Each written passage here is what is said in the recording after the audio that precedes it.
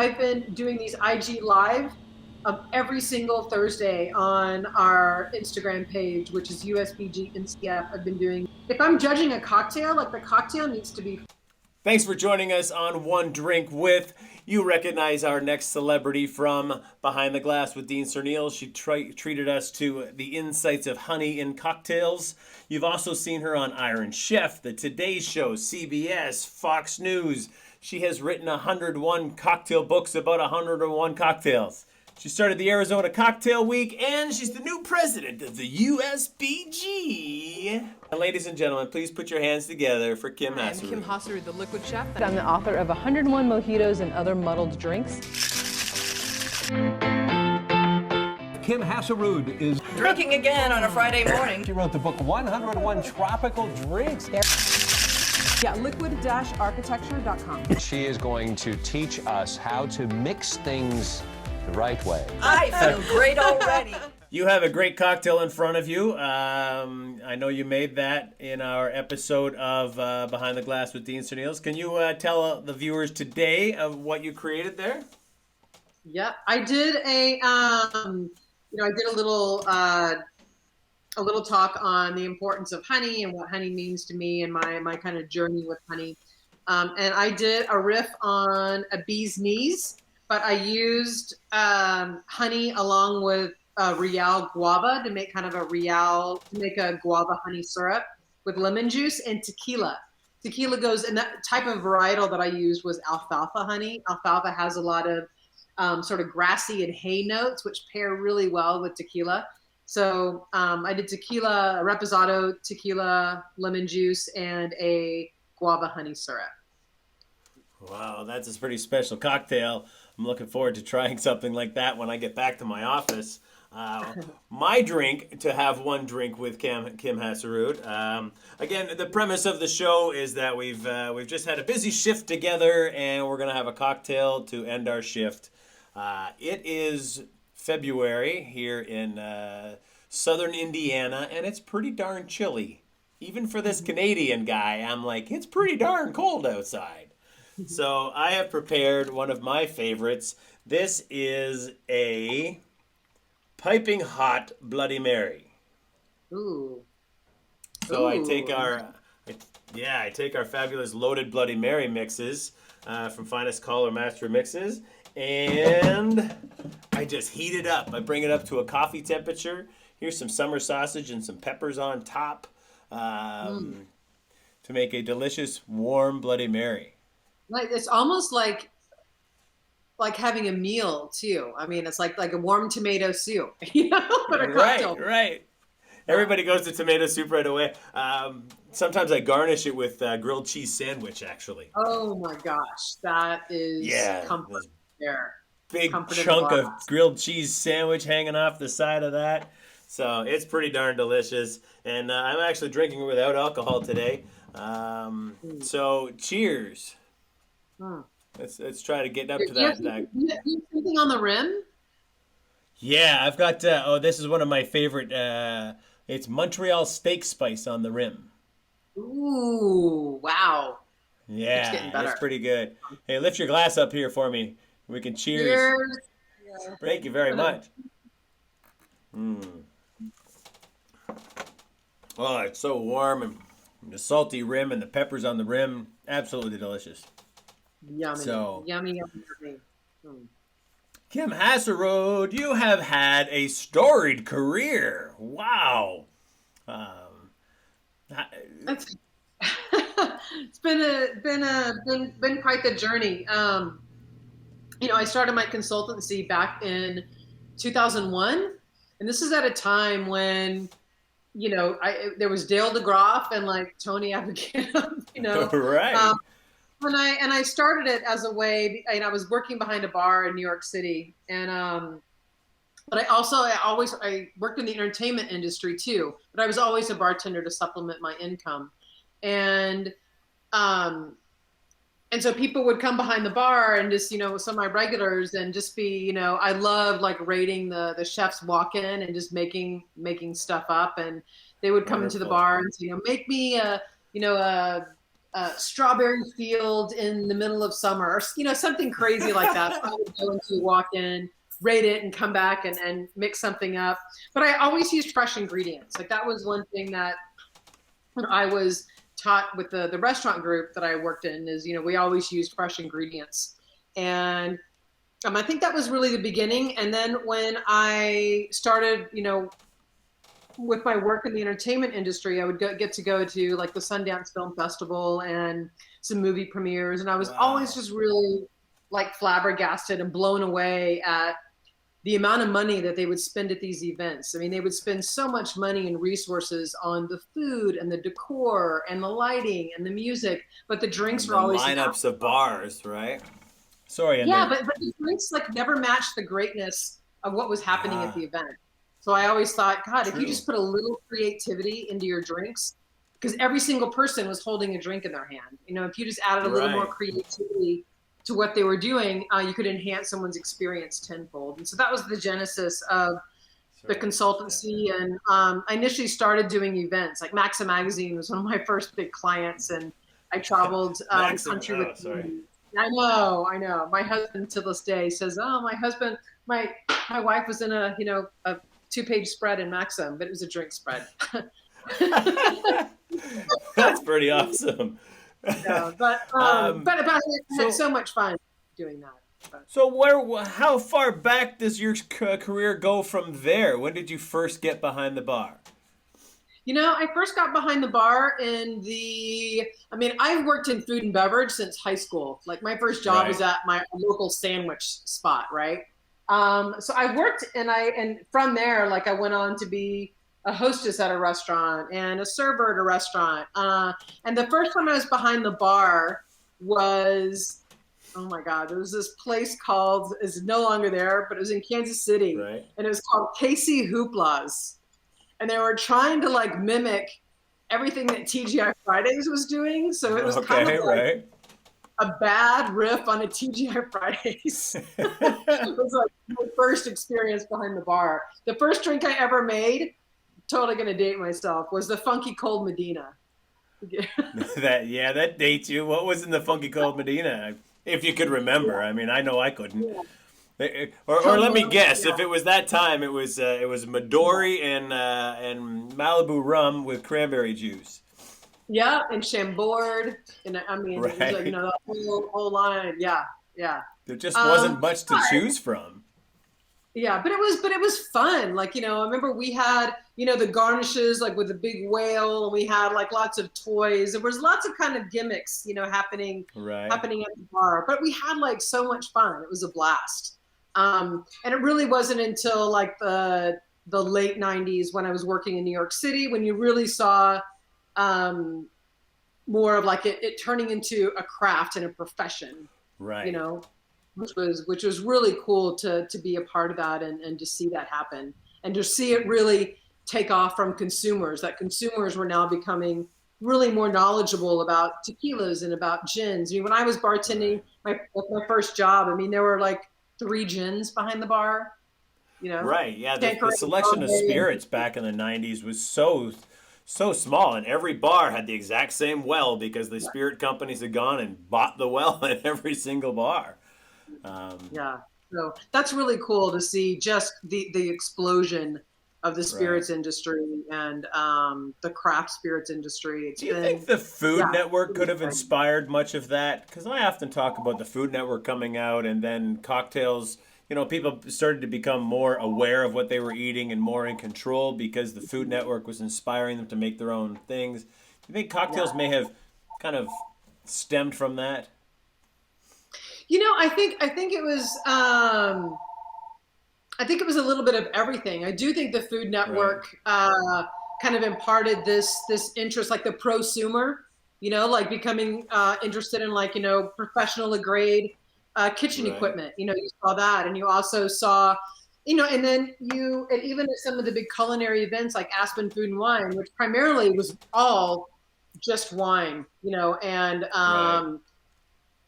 food, but then you started to see spirits and that incorporated, which I think it was the overall awareness and some education behind it, and it really took off. But you know what's interesting, Dean, is that I kind of saw the pendulum swing one way where our industry started to take itself like a little too seriously. You know what I'm talking about, like in the 2008s and 9s and 10s where I talk about it. I talk about that with flair bartending as well. I was big into the flair at that point. That was where I was.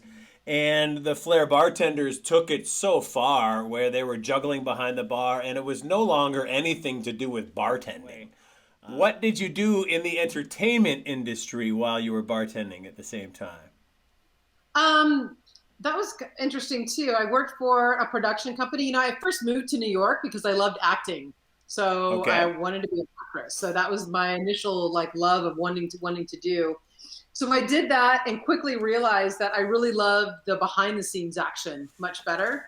So I worked in production. I worked for a production company and was their casting director. So I did a lot of casting. I actually interned and worked on the set of a Guiding Light soap opera, which is off the air now. But I also worked with Lynn Kressel casting. They cast all of the Dick Wolf Law and Order series. So I did that for a little bit, and I finally ended up with a production company as an associate producer. We produced a number of things for HBO, and I really loved behind the scenes and production. Really, really liked it. So did that as both a casting director and as an associate producer. It was great. All right. I had to. How I met my husband. My husband worked for HBO for 17 years. And we produced films, and he was doing this Aspen comedy festival, and we were trying to get our short films into that festival. That's how we met. Wow, that's fabulous. What a great story. I couldn't let that go by without figuring that out. I wanted to find out the background of that. That's fascinating. All right, so let's fast forward again. We're back into 2009, 2010. The bartenders are taking themselves a little too seriously. Where are you in all of that? I kind of saw it for what it was. And I think, I'm always about teaching cocktails and teaching spirits, but there's a place for everything. There's no need to have attitudes or begrudge, a spirit because it's not something that you like. I'm 100% about hospitality, that if a guest wants a Manhattan shaken, they want it shaken. I'm not gonna try to educate them on why they shouldn't have it shaken. Right. The way they want it, that's the way they want it. I am about teaching, good techniques and teaching hospitality to bartenders that I train and work with. But I think hospitality has often gotten so lost in that. I make the analogy of, that's why so many kind of mediocre bars really flourish, because they have great bartenders. By mediocre, I mean, if the cocktail isn't that great, but the bartender is amazing, you're still going to go back to that bar. You go to a cocktail bar and the cocktail is astounding, but you get an attitude from the bartender, you're not going to go back there.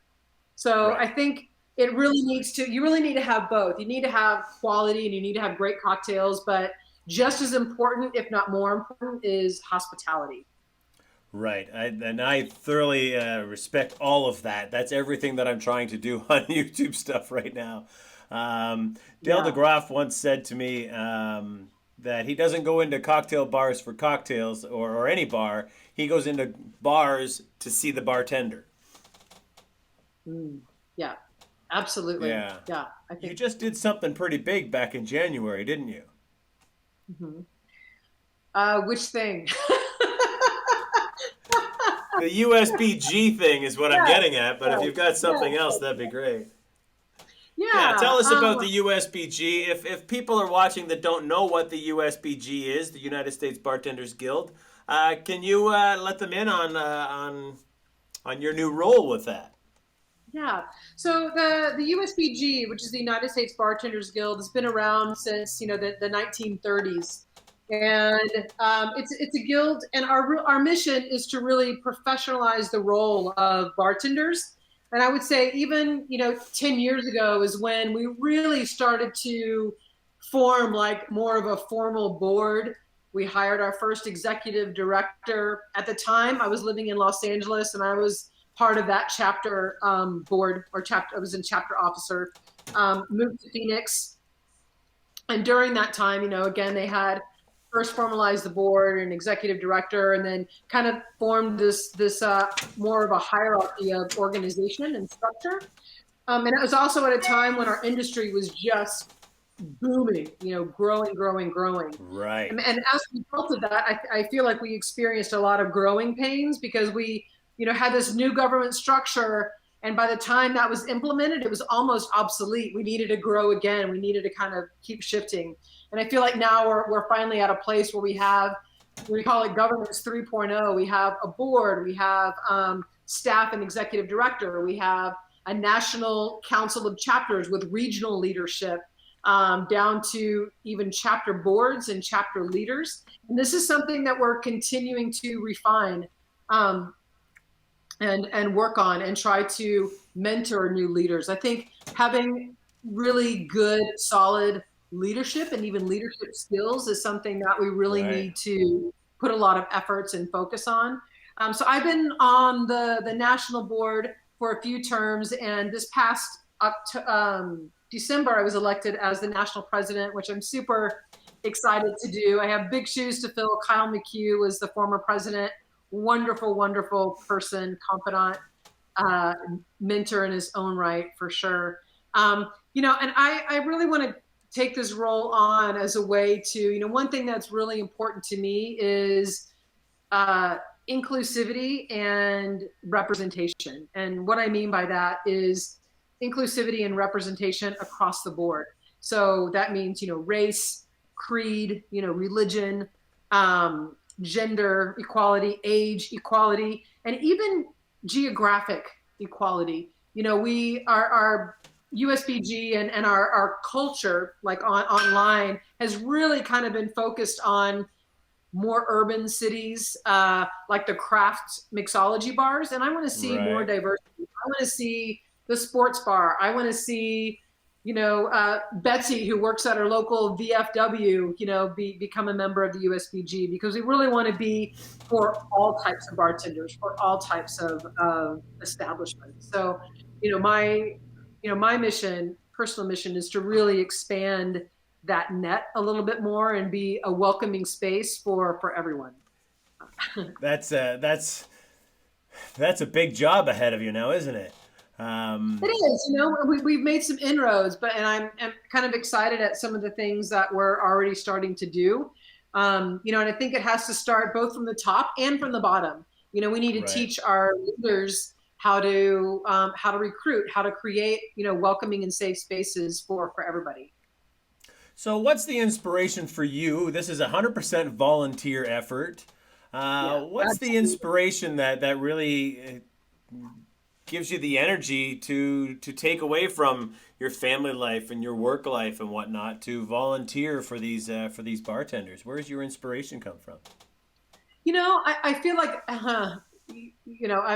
I guess I'm seen as like a veteran, now in the industry. And, I've learned a lot and I've come a long way. And I feel like I can teach, a lot of this next generation about hospitality and about inclusivity, and, pass on some of the skills and the lessons that I've learned, and lessons that I'm still learning, along the way. So I, really cherish those opportunities when I'm able to teach and share what I've learned in life and pass it on to the next generation.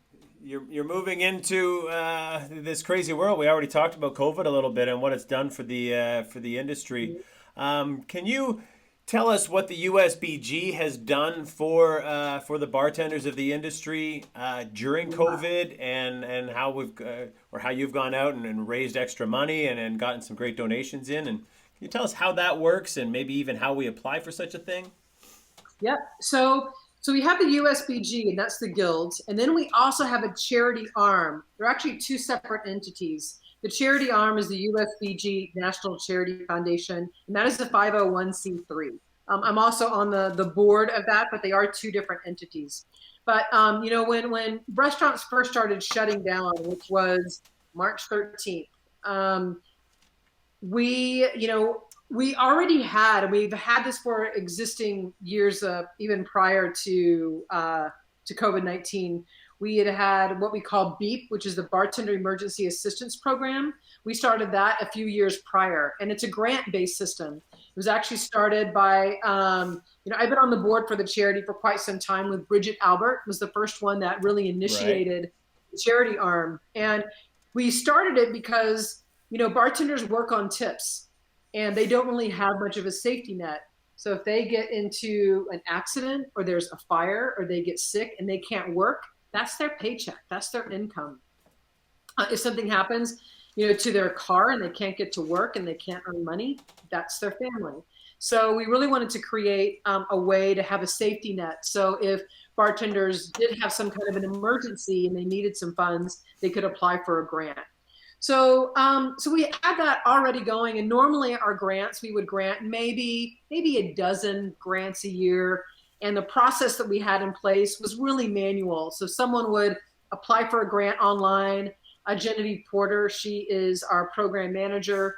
She would, call the applicant, walk them through the application process. So it was a very manual process, and the grants committee would, every quarter or so and make the grants.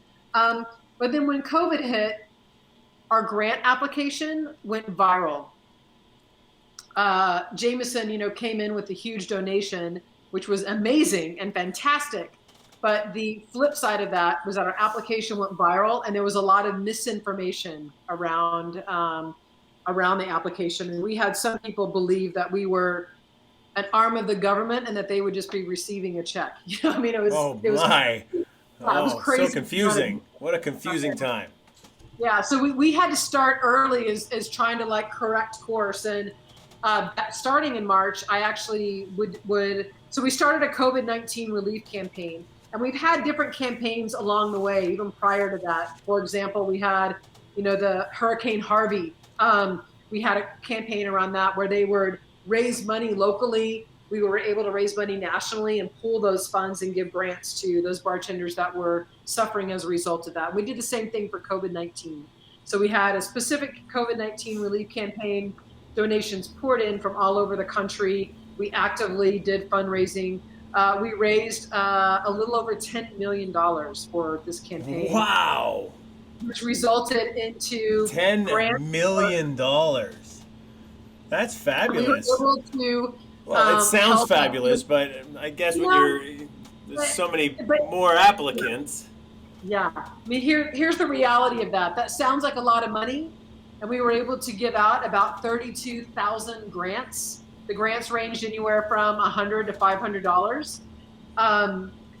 But, in the scheme of things, when you think about the number of bartenders in our industry, it's just a small, very, very small portion of how, of the number of people it affected and the number of people we were able to help. Granted, we helped a lot of people, 32,000 people, but it's kind of a drop in the bucket when you think of how many bartenders there are in the United States and how many people are out of work. So I'm super grateful that we were able to do that, and we still have our grant program. So if people, I would say, hey, if you contributed to our program and want to learn more about what we were able to do, if you go to our website, which is usbgfoundation.org, you can actually download our report. It has a lot more details on there. Also on that homepage, you can donate, and every little bit goes to grants and goes to helping. Wonderful. So you donate $10, you could donate $100, every little bit counts. But in addition to that, I've been doing these IG Live every single Thursday on our Instagram page, which is USBG NCF. I've been doing these updates. I have special guests on there. We try to provide resources for bartenders, information on taxes, information on, other programs and what other chapters we're doing and so forth. So we're keeping that momentum up and still continuing to provide resources for our members, but also just our community at large too. So you're reaching out on multiple different platforms with, on Instagram. What other platforms can we find this kind of content on? Yeah, Facebook. Also, if you go on to, another cool thing that's happening right now is, we want to be, like I was saying earlier, an organization for everybody. Everybody is welcome. I don't care where you work. I don't care if you're a barback. I don't care if you are, have dozens of years of experience or you have little to no experience. We want to welcome everybody to our organization. And right now we actually have a pay what you can.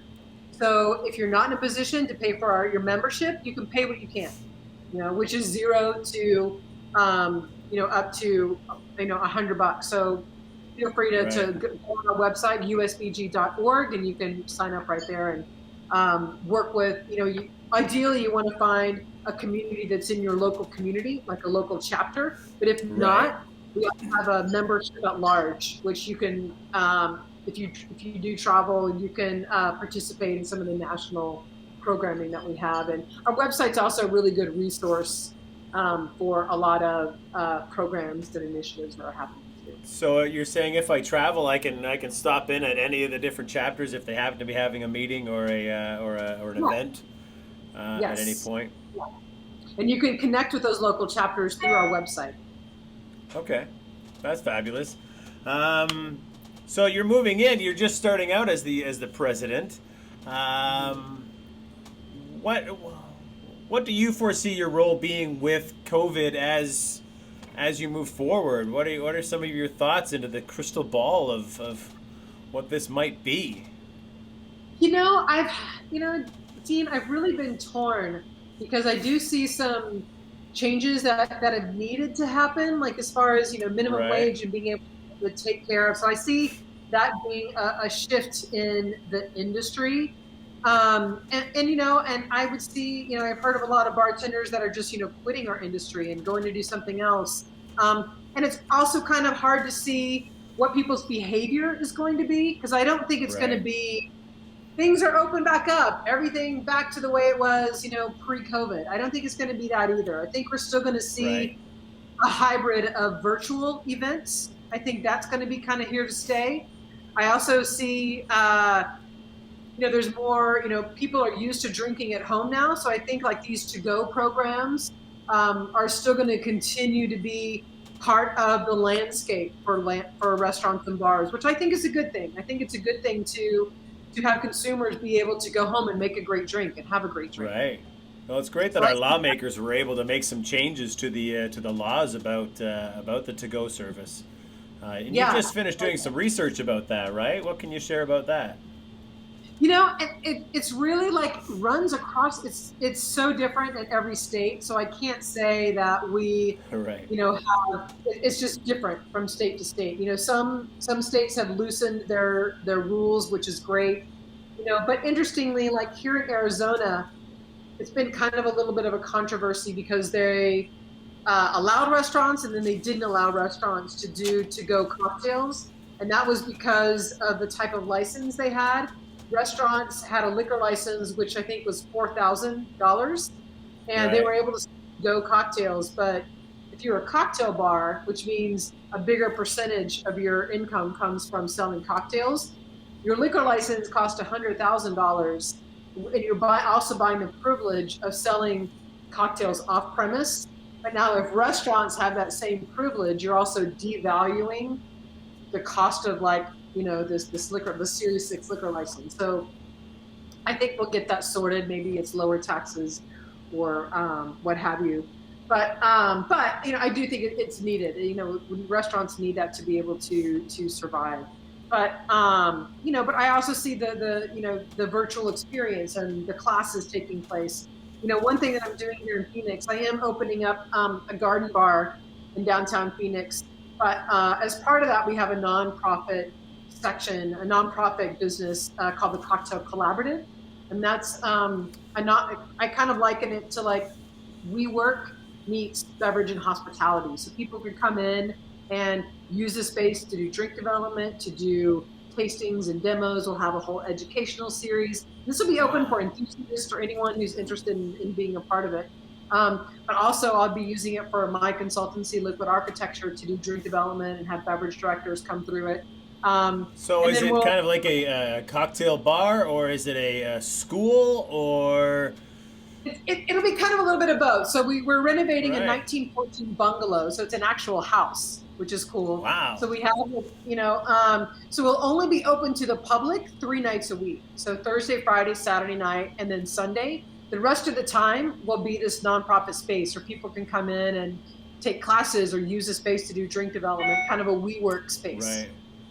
Yeah. Just for bartenders and cocktail enthusiasts. Hospitality professionals. Yeah, we'll open up some of like the tastings and the demos to enthusiasts Right. if they want. USBG, of course. Right. So yeah, they're super excited about it. Will there be a regular bar in there a few nights a week that has a bartender working, or? Yeah, but only on the Thursday, Friday, and Saturday night. So that'll be like from 5 to 10 p.m. But during the day and prior to that, it'll be open for like as a workspace. Right. What a fun experience that'll be for the public to come in and just have a really great conversation with the bartenders and have them create things as they go. Yeah.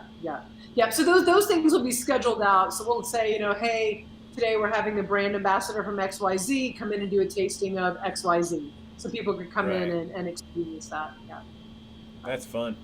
So let me ask you this question then. You're the president of the USBG. When you walk into a cocktail bar or any bar whatsoever, you're going in to have a drink, and you've got your bartender on the other side that may be fabulous, may not be fabulous. Do you reveal yourself right away and say, hey, I'm the president of USBG? How does that play out? No. I guess like Dale, really like engaging with the bartender. Right. But it's interesting. Sometimes when I go to some of these craft cocktail bars, it's not a really approachable space to be able to engage with the bartenders. Sometimes there's so many things on the bar that it's hard to kind of sit down. You know what I mean? But I like to engage with a bartender, and because often if you find out what they like to make. Sometimes Right. I like to, and if I explore the menu, sometimes I like to try things or different flavor combinations that I haven't thought of before or different techniques. But I love just engaging with the bartender and seeing what they're passionate about, because what they're passionate about is probably going to taste pretty good. Yeah, 100%. Like honey in your case, right? Right, exactly. So it's Ladies Month here on One Drink with Kim Hassarud. I have a lady coming up at the end of the month. She has been bartending for a year, and she just won a bartending competition. I was emceeing and helping out with this bartending competition. A lot of great bartenders that had won it over and over again, and she comes out of nowhere and wins the bartending competition. She's super inspired. Yeah, it was so just out of nowhere. It was wonderful, and I can't wait for my conversation with her coming up later on this month. You have a couple of decades plus of experience. Imagine that this young lady is you. Her name's Linnea. Okay. What kind of inspiration or knowledge can you give to her as she's entering into this wonderful career, and maybe she can take it as far as you've taken yours, because you have quite a storied career. It's wonderful to read all of your accolades. But to shorten my question, what would you like to share with Linnea and all of the other young lady bartenders entering to the industry? I wish more women. I'm so glad she competed and won, and I wish I would see more women in competitions. I've judged so many competitions, and I always see more men than women, and I wish more women would be more empowered to do that. So I'm super excited that she won. I hope that empowers her to keep going. I will say one mistake that I see happen all the time, and even in some of I've judged some pretty big like global competitions, and I see bartenders that get too cerebral in their cocktail creations. And how do you mean? I'm sitting there, well, they go down a rabbit hole and they start to talk about 10 different ingredients that they used, all of these different techniques, and I actually will penalize for that if I don't taste every single ingredient that they told me they put in there, or I don't, or they talk about this technique that they did that and it's not really evident in the cocktail. I kind of think you're doing it just to do it, and Right. and even some of I've judged margarita competitions where that happens. And if somebody would have just given me a balanced, simple margarita, like they would have won. So I would say pay attention to technique and understand balance. That is one of the most critical things of becoming like a really good mixologist, is a really good understanding of the classics, really good understanding Right. of balance. Then you can get fun and you can play with all of the ingredients and techniques. But anytime I've judged a can I curse on here? Sure, absolutely. It's your show. I mean, if I'm judging a cocktail, like the cocktail needs to be fucking delicious. It needs to be Right. delicious. I don't care all this technique that you did to it. I don't care about all the ingredients that you use. The storytelling is absolutely an important piece of that too. But at the end of the day, your cocktail needs to taste fucking delicious. It needs to taste good. And that means you need to have a balanced cocktail. And a balanced cocktail comes with having a really good understanding of the classics, the classic templates. So if you can nail that, if you can nail down balance and you can nail the techniques, like you're golden, because there's so many bartenders and like big name bartenders Right. that don't have, that think it's all about kind of the fluff, and the techniques, and it's about a lot more than that. You really need Right. to understanding. That's what mixology is to me. Mixology is really having an understanding of how balance works and techniques, and then you can get creative. It's not creative first and then everything else. It's understanding the balance and techniques, and then creativity after that. So I would say Right. that'd be my biggest tip. So, how would you paraphrase balance to just the quick definition of balance in a cocktail? I would say understanding the fundamentals of the classics. So understanding like the fundamentals of like a daiquiri. A daiquiri is a super simple cocktail. A mojito in its recipe form is a super simple cocktail. A julep, if you look at the recipe, it's 3 ingredients. Right. But you got to Right. understand the technique to make that a balanced cocktail. And so I would say it's having a really firm grasp. There's some great books, Dale DeGrosse book, The Joy of Mixology by Gaz Regan, covers Yeah. a lot of those templates. So it's just having a firm grasp on those basic templates of cocktails, balancing sweet and sour, balancing, water with the spirit. Okay. Having a good understanding of that. And then you can put the creativity around that. Then you can go in a lot of different directions. But, yeah. So play with the amount of sour versus the amount of sweet versus the amount of spirit, and maybe make different cocktails back and forth of the same ingredients, and just play with your ratios to find that perfect balance. And to understand the taste of the different mixtures of recipes. Yeah, and I think once you kind of have an understanding of like, the template, the formula for a daiquiri, the formula for an old fashioned, and you have a good understanding of, I'm just not going to grab any old rum behind the bar, but even doing a little Right. more research and understanding how this rum was made, how it was aged, how does this rum compare with that rum, and doing blind tastings. These are all things that you can do to expand your palate.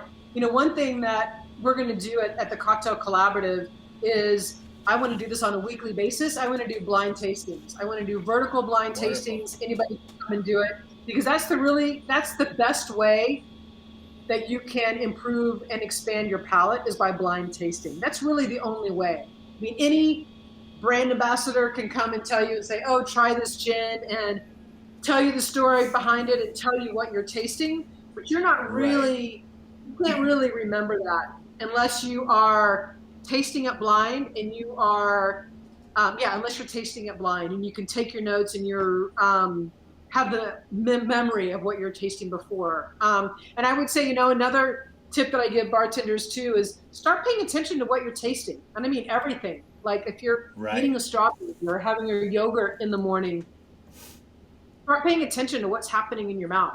Where is it hitting your where are you, when are you starting to salivate? Where are you starting to salivate? Where are you tasting that in your mouth? On the front of the tongue, in the back of your tongue? How long does that flavor last? Just start paying attention to those things with spirits and everyday food, so that when you are tasting a wine or a spirit, you can start to recall those same sensations, and will give you better context in describing spirits or cocktails or how you approach development. That little soundbite right there is just perfect. Yeah. Wow, that's what a great conversation with you, Kim, today. Thank you so much. No problem, Dean. Something. My drink's empty. It looks like I have to go home now. I gotta hurry.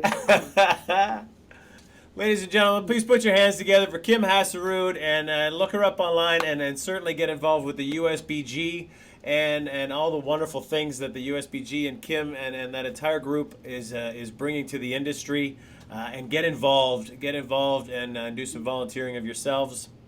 I'm gonna have to renew my membership. All right, you got me. Oh, you do that. I will. I'll have it done by morning. All right. All right, awesome. Good stuff. All right. Thanks, Kim. Thanks for everything. We'll see you. We'll see you again soon. Okay. Bye-bye.